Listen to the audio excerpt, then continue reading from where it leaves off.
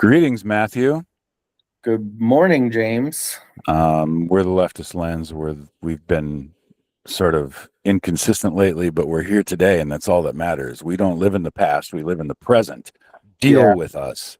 I think we were here Uh, 2 weeks ago. We just took was one it? week off. Yeah. Anyway, the world's still spinning out of control, and we've got a lot to talk about. Let's let's rock. All right. Well, first, let's talk about how the world is on fire. It's figuratively on fire, but it's also literally on fire. If you live anywhere in the eastern United States, you know a couple weeks ago we had all that smoke coming from the wildfires in Canada. Those fires still exist, just the winds change. That's why you can breathe outside again. But Western Canada is also on fire. Every single province of Canada has uncontrolled wildfires burning. Now, they're uncontrolled primarily because they're in very remote places. So they don't do forest management where nobody lives. Canada is a huge country and it only has about 40 million people in it. So, but also we have our own problems here. Washington and Oregon are both on fire. Well, hang on a second. Stay on the Canada fires because in response to the Canadian fires, Trump has threatened He didn't threaten. He did it. He did it. Yes. What the fuck? He put a tariff on Canada because they sent, in his words, they sent all that smoke to us. So Canada has begun retaliating against Trump in a number of ways for these sorts of actions. Is his name Ford, the chunky guy from Canada? Yeah. Mm-hmm. He has excluded American companies from bidding on certain infrastructure projects, I guess. And what else did he do? He did a number of things to directly strike back at Trump for these statements and other things, but it's the usual. We are fucking horrible, but we're burning too, though. Correct? In Florida? No, the United States. Oh yeah, Washington and Oregon are on fire. There's thousands of acres of land in Washington and Oregon on fire right now.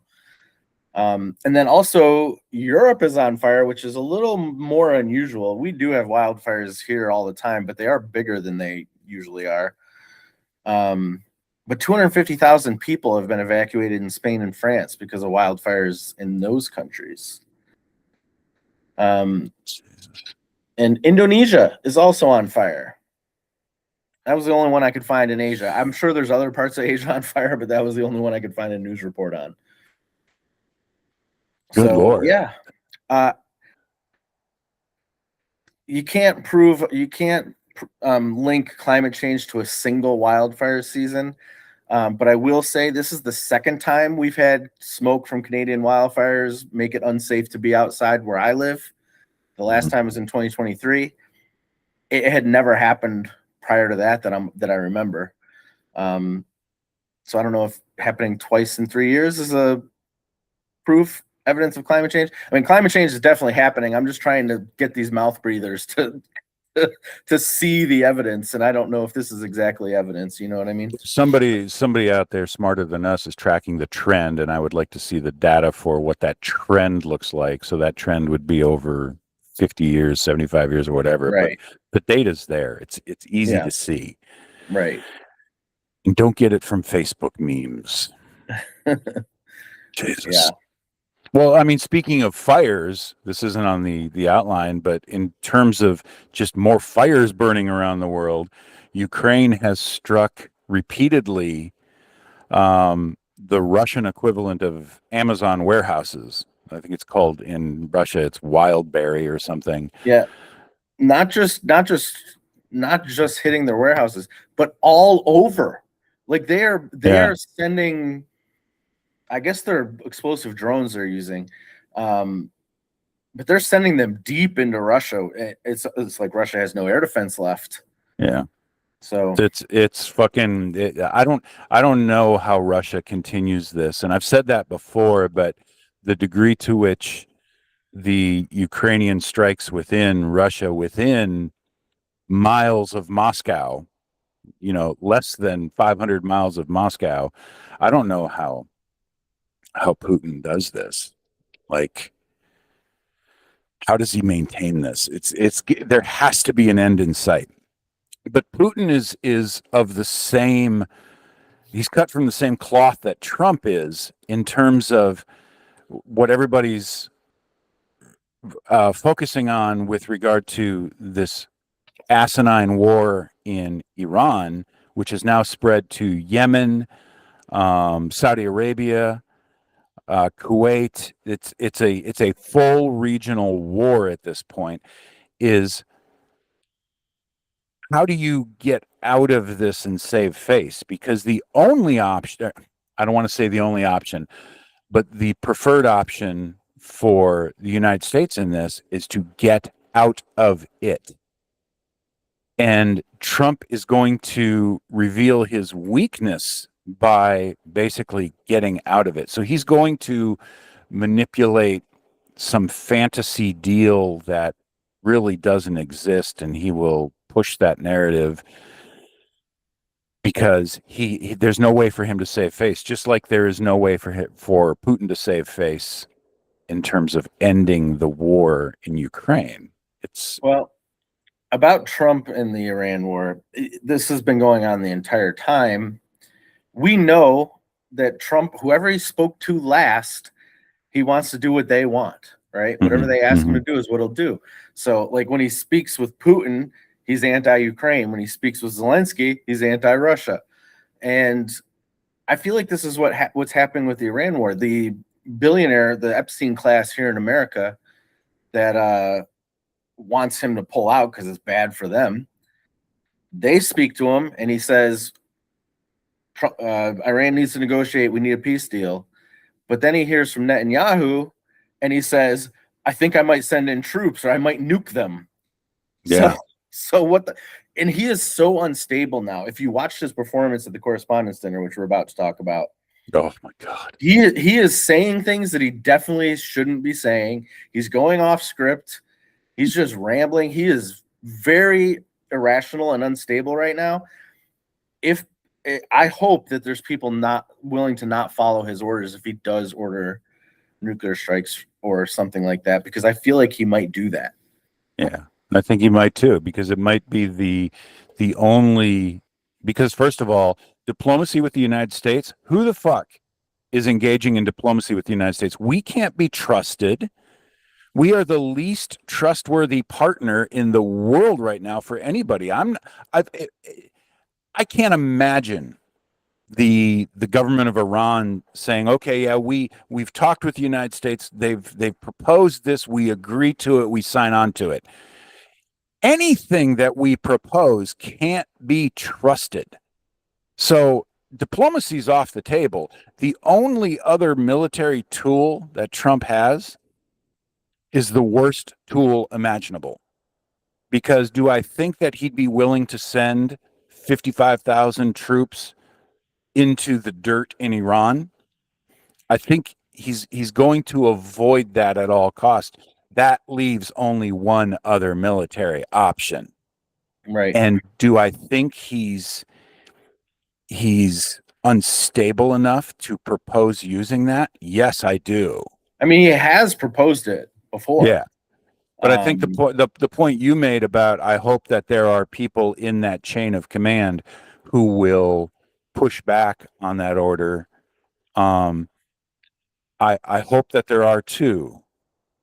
And I have to believe that if that's what he has designs on, that somebody in that chain is going to pull the plug on it. I just can't. And then what does he do? And then what does he do? Does he fall back on the sending of troops in? Or does he just say, what he'll well, do first is have a tantrum. He'll be talking about it on True Social, how terrible everyone is. We'll hear stories of him destroying stuff in the White House, throwing ketchup at the wall and all that bullshit. and he'll try to install sycophants in the place of the people that pushed back. Right. But they've already been doing that in the Yeah. military in particular. Yep. So I'm afraid that there may not be somebody that would pull the plug on that. Mm. That person exists, I'm Yeah, sure. and I do think that the use of tactical nukes is more likely, not the intercontinental ballistic missile type nukes. Um, Do you Shorter think that range, smaller do you blasts. think the consequences for the use of any type of nuclear weapon is going to be different based on the classification of that weapon?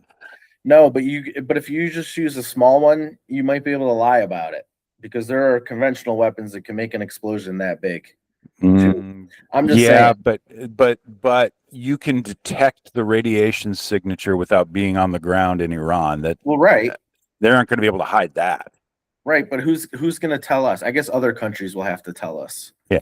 because our media is bought and sold. Which no, this also isn't on the outline, but another person was fired from 60 Minutes, so that's three now that have been fired. And this one, I forget her name, but she spoke about it, saying that she was literally ordered to tell stories of stuff that never happened. That's insane. Jesus. So yeah, you can't trust the media anymore in this country at all. Well, let's talk about that insane correspondence dinner because I have some feelings about that too. That was fucking bonkers. Right. So, well, the first thing I noticed, he did not look well, and he was leaning the entire time. Yeah, his face was He was drooping and sweating, and I don't know. I don't know how much longer he has. But one of the things he said, he lamented that Graham Plattner had dropped out of the race for Senate in Maine, stating that before him, people like that didn't do very well, but since Trump, people like that can do very well. And what he was saying is rapists. He's saying rapists can win elections now since Trump did. Mhm. That's fucking bonkers. And I know he wasn't supposed to say that.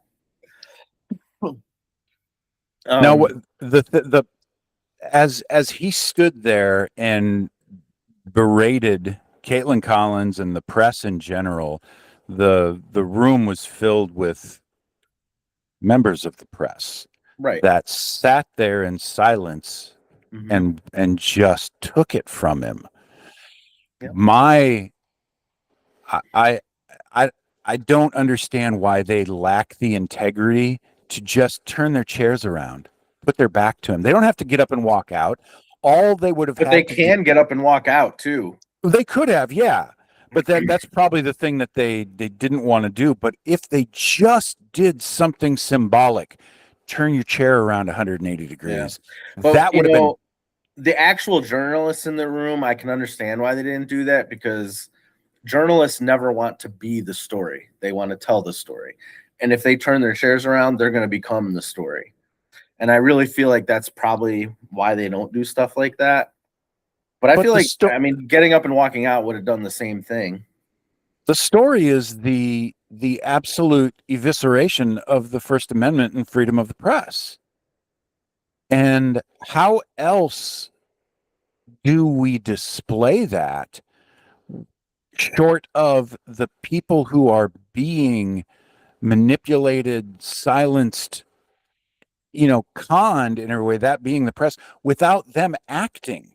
You can't just keep doing the status quo and doing your job in the face of a person like Trump who is actively working to dismantle and diminutize the free press in this country. You have to do something. Yeah, well, what we're really lacking is the type of investigative journalists we used to have that would, talk to people, anonymous sources inside the White House, and the way Nixon got blown up.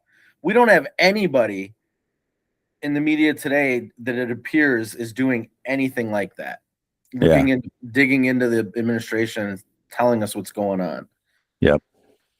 And that's a shame because they're all about ratings and stuff now. They're not about telling the truth or finding the story. It's just getting ratings. Now, honestly, it was usually newspaper journalists that were more that type, and newspapers, as you know, have been decimated in this country. Nobody buys newspapers anymore, so they probably just don't employ the type of journalists that can do that anymore.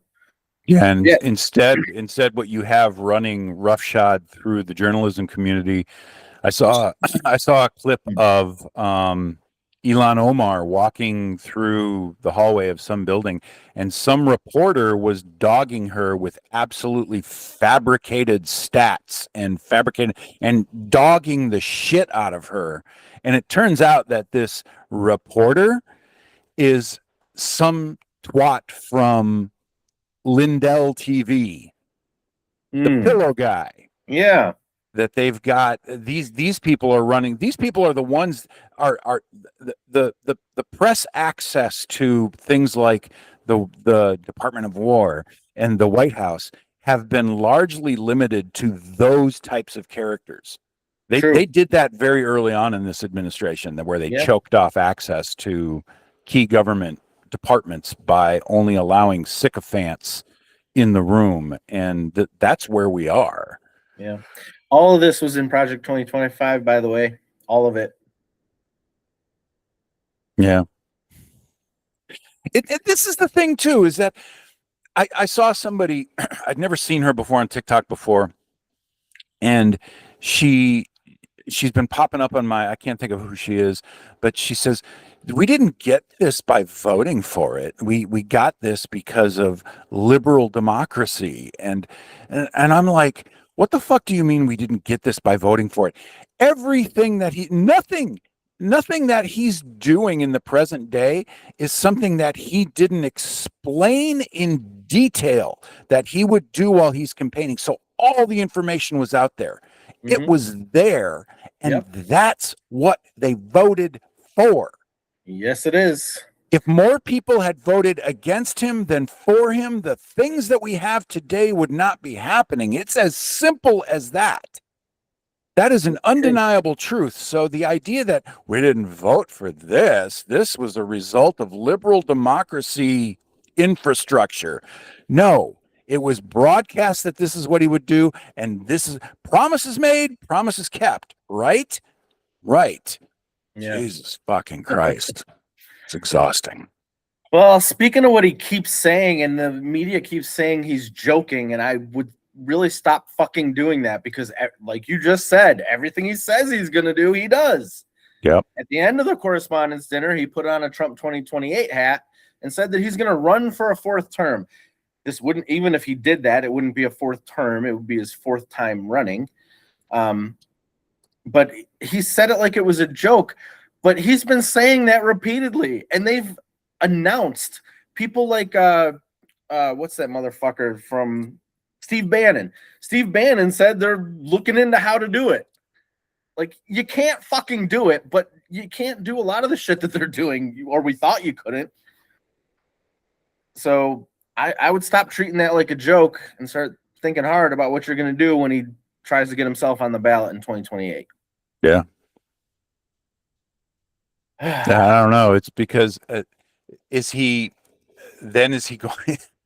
going to run against whoever because the RNC, the Republicans, can't be that stupid that they would nominate him. They have to be considering, they're going to have a convention. They absolutely can't be so far out of their fucking minds that they would nominate him when it's an easy constitutional challenge to deny him being seated. They have to be considering nominating somebody else. And then what does Trump do? Does he run against that person? I mean, there is a way better than 0% chance that he won't be alive in 2028. So this may be a moot point, but I don't know. That one guy on TikTok, I'm sure you've seen him. He's been saying forever. He now says that he's on borrowed time, that he should have died 90 days ago. So I don't know. He's some nurse that's diagnosing. Yeah, I know who you're talking about, but I've seen that. I mean, that's been said ad nauseum. And all I can think of, remember what was going around? Nurses and doctors and stuff were analyzing Putin and saying he was going to die. Yeah. and he had a stroke or something. He looks fine. Right. He looks fine now. So I don't know what that was. But you Ugh. know who doesn't look fine? Hmm. Mitch fucking McConnell. Where the fuck is Mitch McConnell?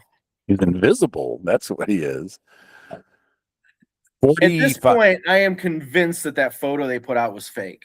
Oh, yeah, I'm absolutely. 100% convinced of that. And all those Um, people that said they talked to him, like John Thune and Scott Jennings, you they know were just what? making that shit up. Right. And this is what strikes me about this is that these people who have made these statements need to be called before Congress. They need to be put under oath and made to repeat that so that when it's ultimately revealed that he's just a warm piece of meat without any consciousness and has been from day one, that that statement is perjury. It is a lie, and there has to be consequences for it, and it falls on Congress to declare those consequences. Yeah. Well, this Congress won't do it. Right. The next Congress might.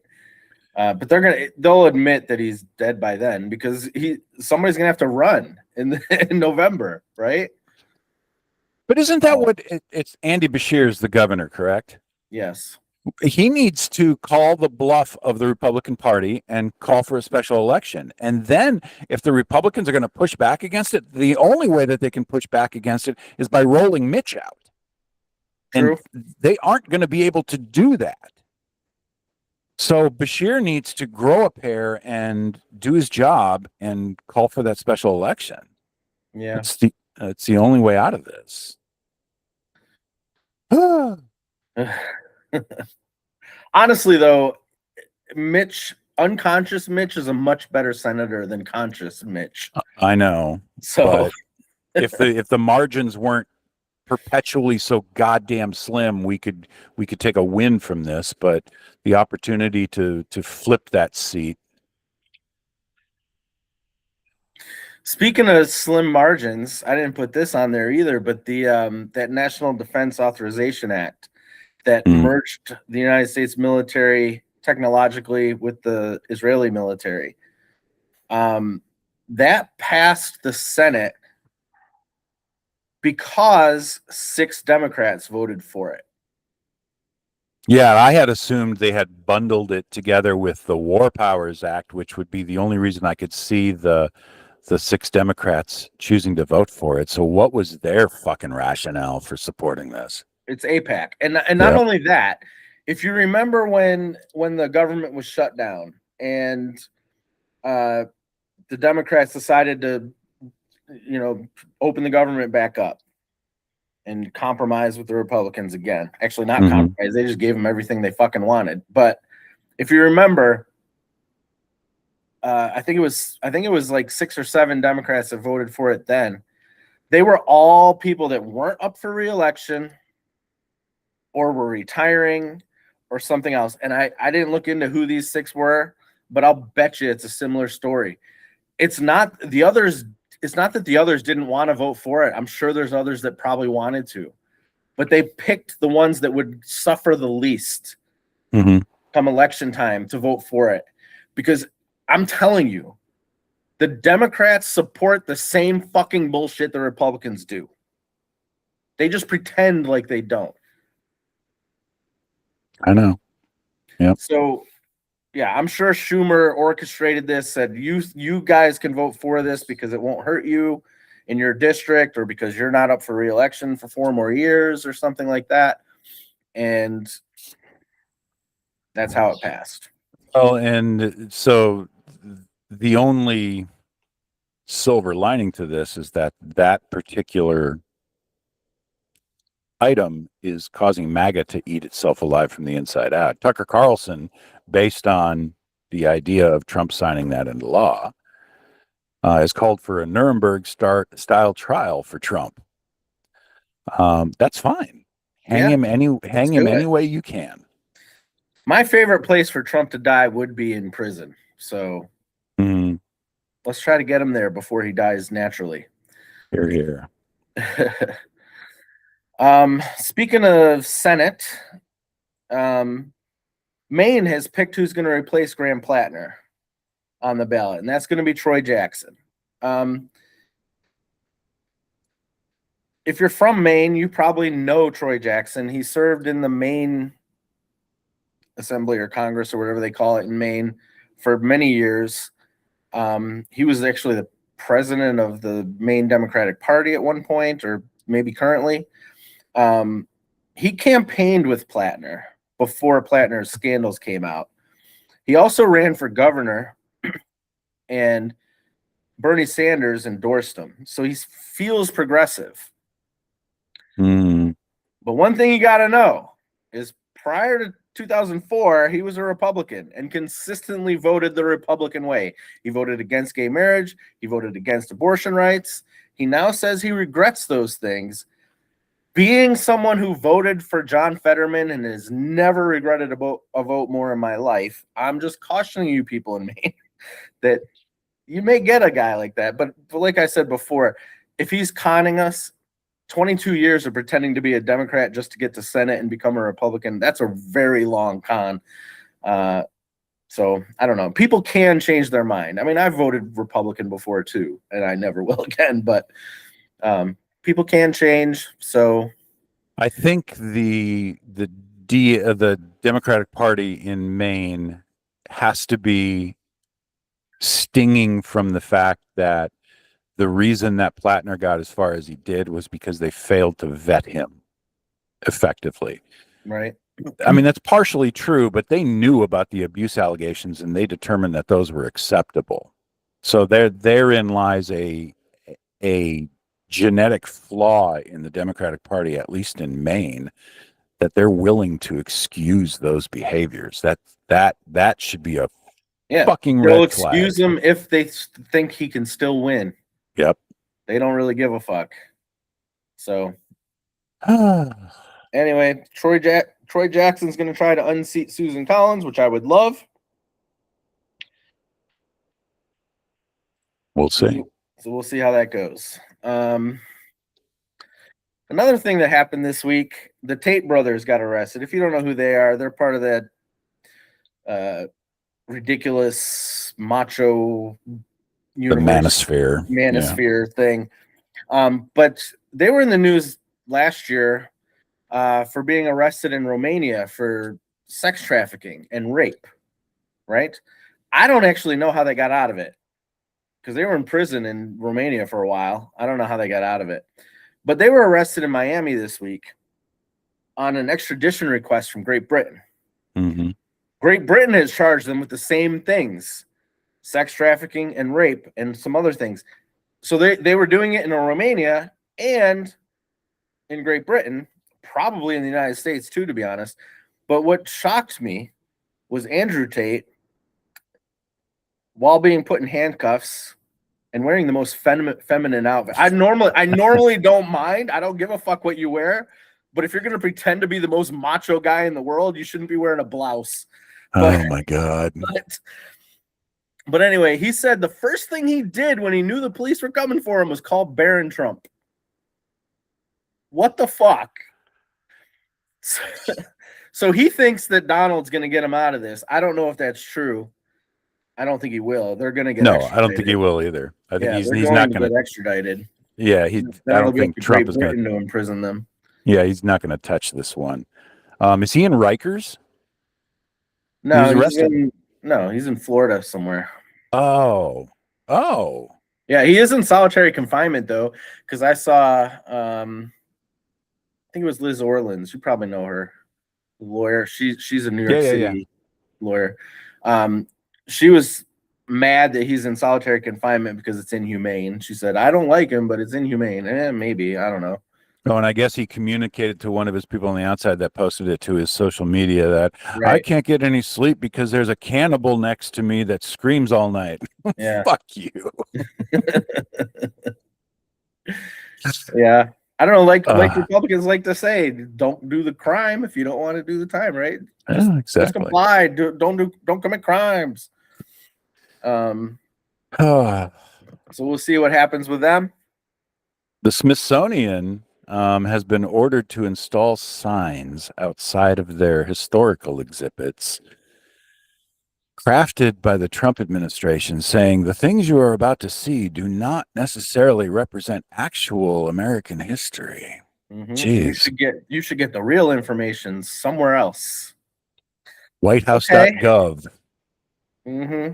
Ugh. So I don't know I don't, anything that this administration they did this at national parks too, where they made them take down the signs talking about climate change and stuff like that. and they This took is him to just court. The Parks Department took them to court, and the judge ordered those modifications to be taken down. It'll be the same thing in this. But this is what Trump wants to do, is just pretend. Not just Trump. This is the Republican way. Just pretend that our history was just full of only white people doing wonderful things. That's what they want you to believe. Well, there was I don't know whose podcast this was, but did you see this? It was Hunter Biden and Nick Fuentes on together. Yeah. What the fuck? Yeah, I don't know whose podcast it was, but Hunter Biden did a good job. He went right for the jugular with Fuentes, and part of it was Fuentes' idea that the United States needs to be a white nation and preserve white culture, and he fucking drilled him on this, and Fuentes basically had his ass handed to him. But it's not going to matter to any of his sycophants because, again, that's just another cult.